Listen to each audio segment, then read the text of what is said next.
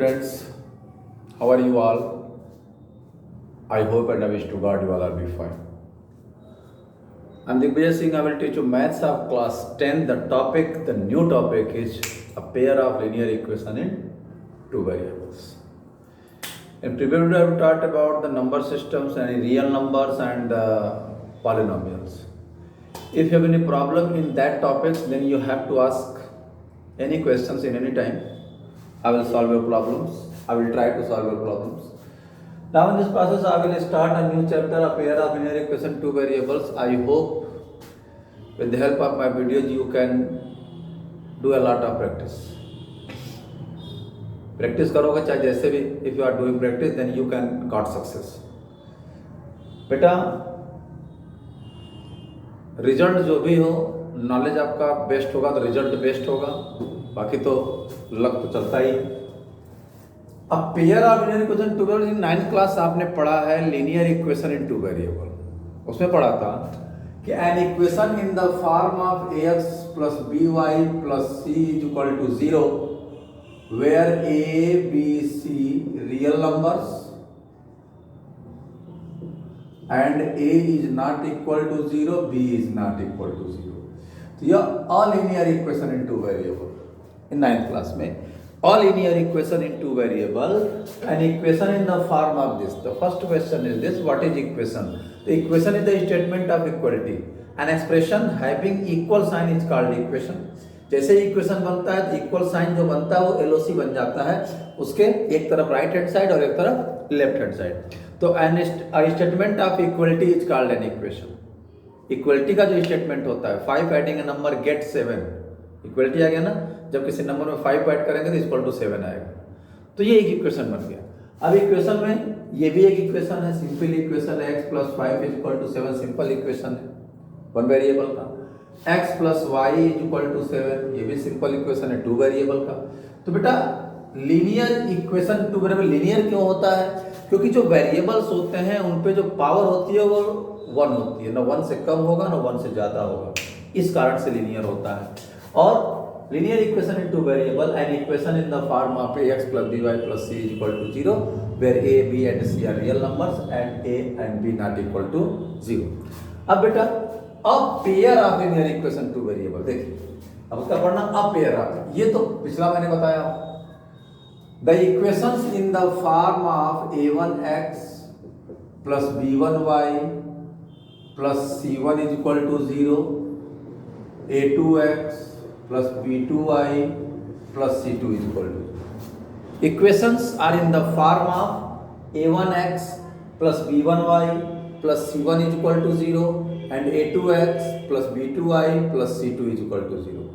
It's called a pair of linear equation, मतलब दो equations होंगे where a1 b1 c1 a2 b2 c2 are real numbers। अब यहाँ क्या होगा? a1 is not equal to 0, b1 is not equal to 0,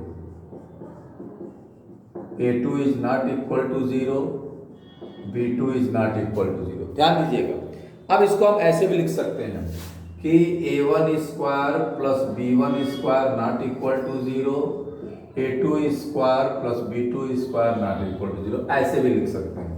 मतलब इससे लिखने का तात्पर्य यही है, मतलब यही है, रिजल्ट यही है कि a1 b1 a2 b2 never equal to 0, क्योंकि अगर ये 0 हो गया तो ये टू वेरिएबल का इक्वेशन नहीं रह जाएगा। ठीक है, तो if anyone ask you that what is a pair of linear equation two variable, the equations not an equation, the equations in the form of this and this are called a pair of linear equation two variable where a1 b1 c1 a2 b2 c2 are real numbers and a1 a2 b1 b2 never equal to 0। या a1 square plus b1 square is not equal to 0, मतलब इनके square का सम भी 0 नहीं होगा, नहीं इनका सम भी 0 नहीं होगा, ध्यान रखिएगा। और a2 square plus b2 square square इसलिए किया गया है कि चाहे वो नेगेटिव हो चाहे पॉजिटिव हो, भाई नेगेटिव का स्क्वायर पॉजिटिव होता है ना, तो ध्यान रखिएगा। अब इक्वेशन जब बनता है तो इक्वेशन को सॉल्व किया जाता है, सॉल्यूशंस। इक्वेशन जब बनता है तो क्या होता है? Method of solving. Method of solving. Solution का मेथड क्या होता है? पहला है ग्राफिकल मेथड,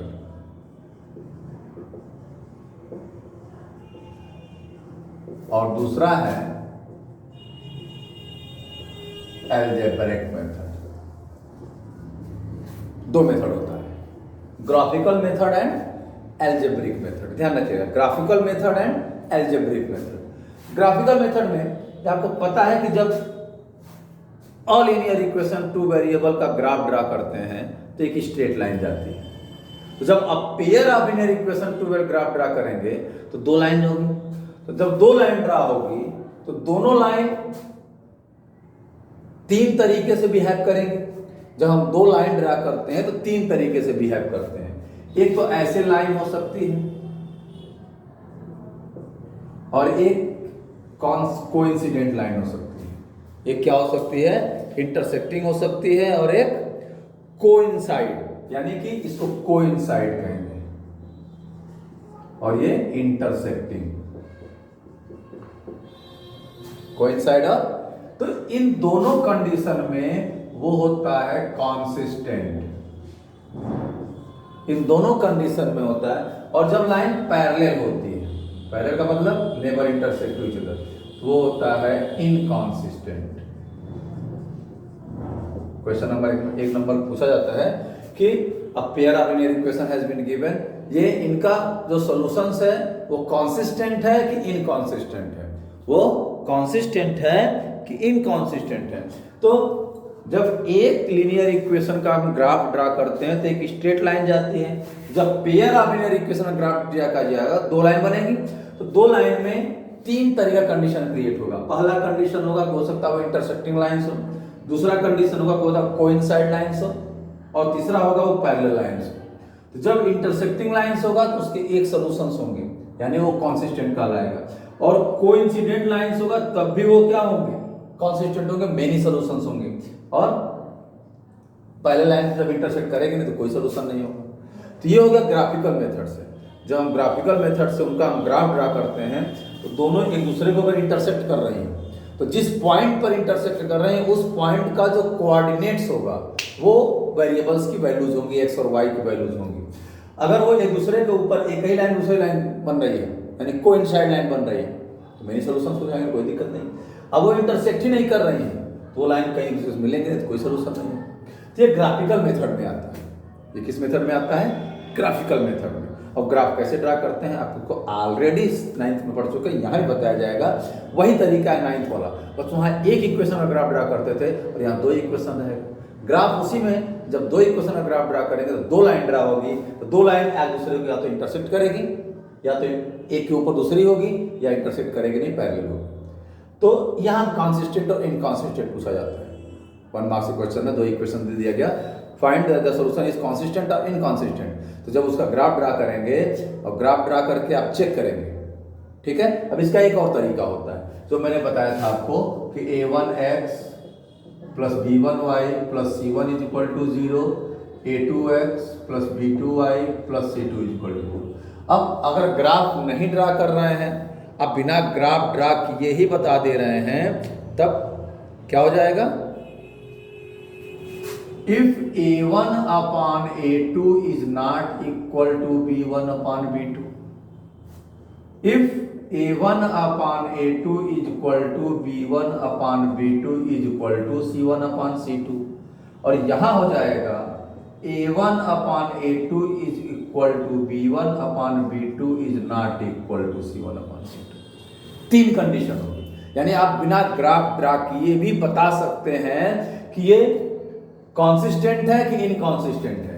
अगर ये कंडीशन हो चाहे ये कंडीशन हो, इन दोनों कंडीशन में कॉन्सिस्टेंट होता है, और अगर ये कंडीशन है तो इन कंडीशन में इनकॉन्सिस्टेंट होता है। आई होप आपको समझ में आ रहा होगा। देखिए अब a1 क्या है? कोफिशिएंट ऑफ x, b1 क्या है? कोफिशिएंट ऑफ y, c1 क्या है? फर्स्ट कांस्टेंट टर्म है, a2 क्या है? Coefficient of second equation x, y coefficient b2, c2 जो है सेकंड इक्वेशन का कांस्टेंट टर्म है। तो अगर a1 अपान a2 का रेशियो, a1 a2 का रेशियो b1 और b2 के रेशियो के बराबर नहीं है, इक्वल नहीं है, तो जब उसका ग्राफ ड्रा करेंगे तो वो लाइन इंटरसेक्टिंग होगी। लाइन क्या होगी? इंटरसेक्टिंग होगी। और जब A1 A2 का रेशियो B1 B2 के रेशियो और C1 C2 तीनों का रेशियो इक्वल है तो वो कोइंसाइड लाइन्स होगी, यानी एक लाइन के ऊपर दूसरी लाइन डांस करेगी। और जब A1 और A2 का रेशियो B1 B2 के रेशियो के इक्वल है बट C1 और C2 का रेशियो जो डिफरेंट है तो वो इनकॉन्सिस्टेंट होगा, यानी पैरेलल लाइंस होगी। यानी आप यहां दिखा सकते हैं intersecting lines, coincide lines, parallel lines, यानी आप शो कर सकते हैं इसके माध्यम से। यानी इसको अगेन हम ऐसे शो कर सकते हैं, देखिए ग्राफिकल मेथड से, चाहे एल्जेब्रिक में। पहले चेक करें nature of the linear pair equations. If A1 upon A2 is not equal to B1 upon B2, और अगर A1 A2 का रेशियो B1 और B2 के रेशियो को तीसरा देखेंगे, तीसरा भी इक्वल हो गया। तीन कंडीशन होगी, A1 A2 का रेशियो अगर B1 B2 के इक्वल और C1 C2 के इक्वल नहीं है। भाई पहले हम इन दोनों का रेशियो चेक करेंगे, अगर इनमें अनइक्वलिटी आ गई तीसरा चेक करने की जरूरत नहीं है। ये होगा लाइंस होंगी इंटरसेक्टिंग लाइंस, और ये होगा यूनिक सॉल्यूशन। क्या होगा? Unique solution. यानी अगर देखा जाए तो ये हो जाएगा कॉन्सेप्ट। अब इसको देखिए, यहां पे क्या हो जाएगा? कोइंसाइड लाइंस, यानी मेनी सॉल्यूशन, ठीक। और यहां पे पैरेलल लाइंस, यानी नो सॉल्यूशन। अब ये और ये दोनों क्या हैं? कॉन्सिस्टेंट,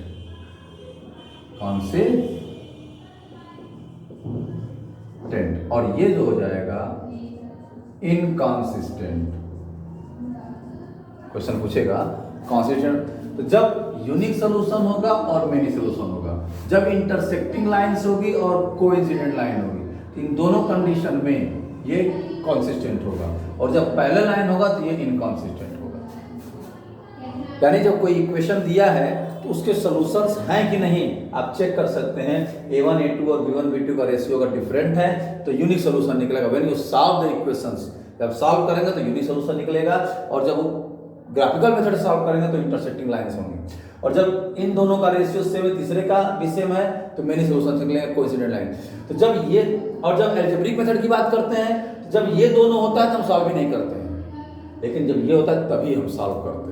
अब एल्जेब्रिक मेथड में क्या है ये आपको समझ में आ गया होगा, ठीक है।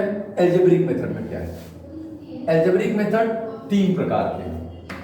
एल्जेब्रिक मेथड तीन प्रकार के हैं। क्या क्या है एल्जेब्रिक मेथड? देखिए, पहला है सब्स्टिट्यूशन मेथड। पहला क्या है? Substitution method. दूसरा क्या है? Elimination method. दूसरा क्या है बेटा? Elimination method. और तीसरा क्या है बेटा?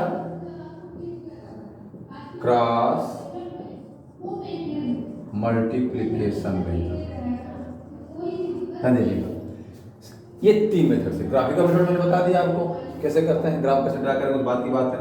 सब्स्टिट्यूशन मेथड यानी प्रतिस्थापन विधि, एक वेरिएबल की वैल्यू के जगह पर दूसरे वेरिएबल को रख देते हैं, यानी एक वेरिएबल की वैल्यू दूसरे वेरिएबल टर्म में निकाल कर उसके प्लेस पर रखते हैं दूसरे इक्वेशन में। ये सब्स्टिट्यूट करते हैं, मतलब सब्स्टिट्यूट करना। जैसे स्कूल में कोई टीचर, आपका सब्जेक्ट टीचर नहीं है तो उनके जगह पर कोई सब्स्टिट्यूट टीचर जाता है ना, तो सब्स्टिट्यूट क्लास। तो सब्स्टिट्यूट उनके प्लेस पे, वो परमानेंट है, उनके प्लेस पे वो आए हैं। और एलिमिनेशन क्या है? दो इक्वेशन होते हैं, किसी एक टर्म को, एक्स वाले टर्म को चाहे वाई वाले टर्म को हम इक्वल करके एलिमिनेट करते हैं, है ना, हटाते हैं, तब एक वेरिएबल बचता है, उसकी वैल्यू निकलती है। फिर उस वेरिएबल को किसी इक्वेशन में रख देते हैं, उसकी वैल्यू निकल जाती है। और cross multiplication method, cross multiplication का रूल होता है, जब मेथड बताएंगे तो बताएंगे इसको। ये थ्री मेथड्स होते हैं एल्जेब्रिक मेथड्स। तो लीनियर पेयर इक्वेशंस जो होते हैं, equations are in the form of a1x plus b1y plus c equal to 0 and a2x plus b2y plus c2 equal to 0. These are the basics. अब next में हम solve करना बताएंगे, graphical method से कैसे सॉल्व करेंगे और इस मेथड से कैसे सॉल्व करेंगे, इन मेथड्स के बारे में बात करेंगे. These are the base you have to aware for this class. अच्छे से पढ़ाई करते रहिए, वीडियो को लाइक शेयर सब्सक्राइब करते रहिए, करवाते रहिए. फिर मिलते हैं नेक्स्ट वीडियो में. तब तक स्वस्थ रहिए, मस्त रहिए, जानदार शानदार जबरदस्त रहिए. Okay, thank you.